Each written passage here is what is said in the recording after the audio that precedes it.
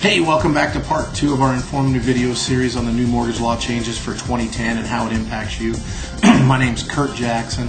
I've been in the mortgage industry for more than 19 years, and I'm also a certified mortgage planner and an asset protection specialist. You know, as we left the last video, I said this is where the confusion can set in for you and where you could make the wrong decision on which loan to take. You know, in my opinion, the banks and the mortgage banks have a huge advantage with this new good faith estimate. And we were talking about the second box on page 2 of the new good faith estimate. The first option in this box is for banks and mortgage banks only. See, in here they put the interest rate that they're charging.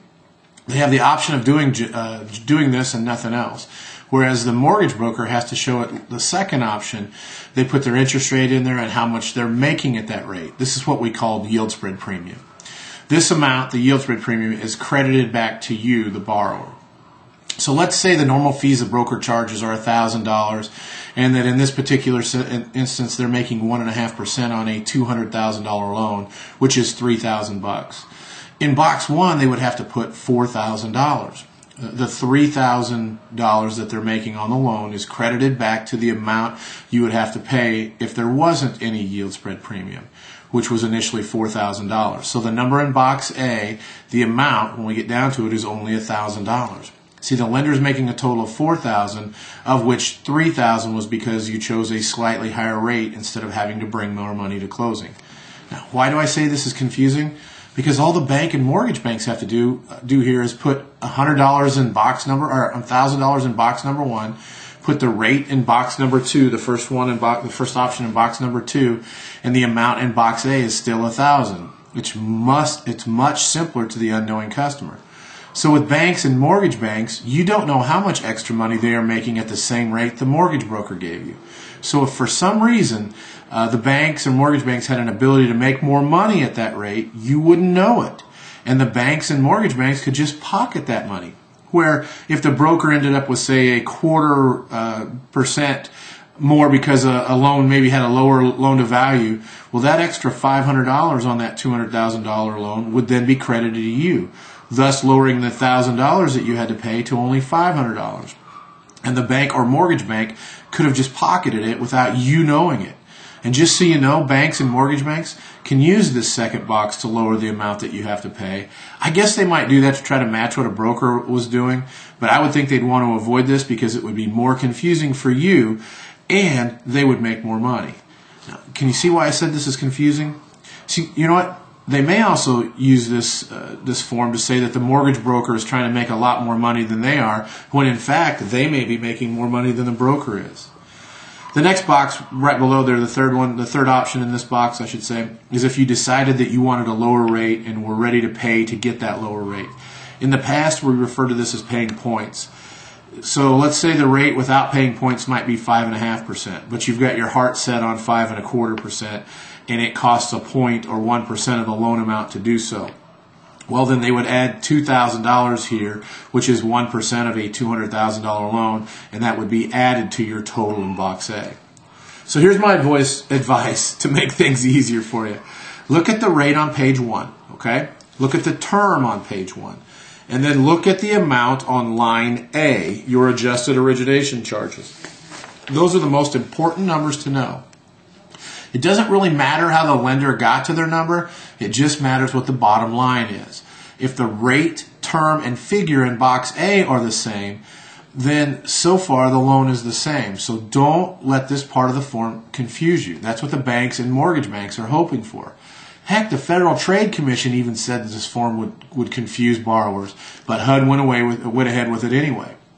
If you've got more specific questions about this information, I know it can be kind of confusing, just call me at 816-415-1737. I'll be happy to try to clear that up for you. All right, let's move on to the second section on page 2 about settlement charges. These are costs that you're being charged to compensate third parties to get your loan completed. You know, this could end up being something good for the consumer from a cost standpoint, but I don't know if it will from a service standpoint. So if you use the service providers that the lenders have listed on this form, there's a mechanism there to protect you from higher charges. If you use a service provider suggested by the lender is bound by a 10% variance. So, if the cumulative total of fees exceeds the amount on the good faith estimate by more than 10%, then the lender's got to pay that amount over the 10%. But if you use your own service provider or the one that a real estate agent provides for you, the lender's not responsible for any overcharges. Now, lenders are encouraged to partner with title companies to lower your costs. Now, my experience has shown that when a title company works with a lender but is not affiliated or owned by the lender, the level of service seems to be really good. And that's probably because they know if they don't deliver good service, the lender will find another provider. But when lenders and title companies own each other, there's no real incentive to deliver good service. It's more of a captured business situation. Now, keep in mind that the lenders have no real control over who does the appraisal, and there's not a lot of pricing power there. This section is supposed to include all the costs that you, a borrower, must pay to get the loan done.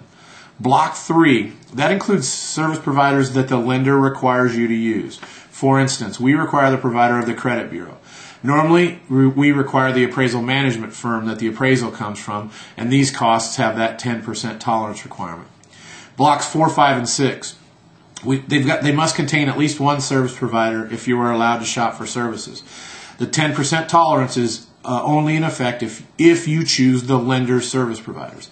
Block 4 is the title provider that provides the insurance for the lender, that the house has no other liens, and they normally handle the signing of the loan. Block 5 is the owner's title insurance. Excuse me, this is something that the seller normally pays, but it doesn't show it that way here. This could be another confusing point for you. Now, Block 6 is for other service providers that you can shop for. If you use the ones the lender puts on here, then the 10% tolerance is in effect. If you don't, then it's not. Block 7, these are the charges to record your loan at the courthouse. You don't have any choice here, but the charges are subject to the 10% tolerance. Transfer taxes in our area are only in Kansas. There is a zero tolerance on this number, so if the lender's higher by 1 penny in their estimate, they pay the difference.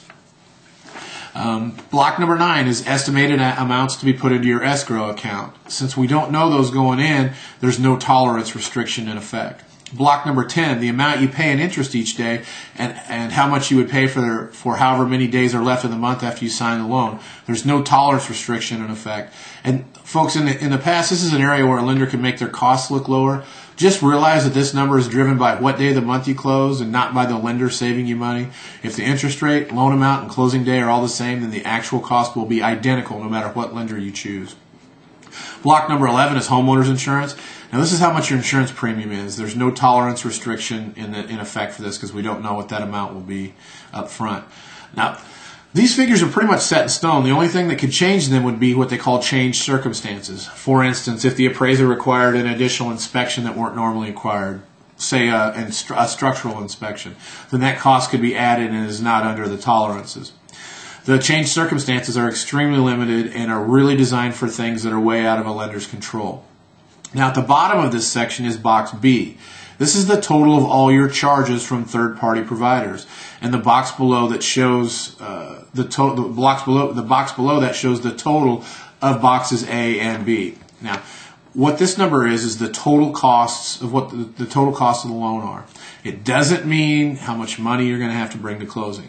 Now, this doesn't reflect any costs that are normally paid by the seller, for instance, the owner's title policy that I mentioned before, or any other closing costs that are paid by the seller. In fact, one of the biggest deficiencies of this new good faith estimate is nowhere on it does it show you how much your total payment will be or how much money you can have to expect to bring to closing. A couple of really important factors, don't you think? Heck, there's not even a place for you to sign the form. So, all right, well, thanks for tuning into part 2 of the Good Faith Estimate video at financialsensetv.com. If you have any specific questions, you can email me at kurt@financialsensetv.com or call my mortgage office at 816-415-1737. I'll be happy to go a little deeper with you. In the next video, we're going to address what's on page 3 of the Good Faith Estimate. You'll find that link right below.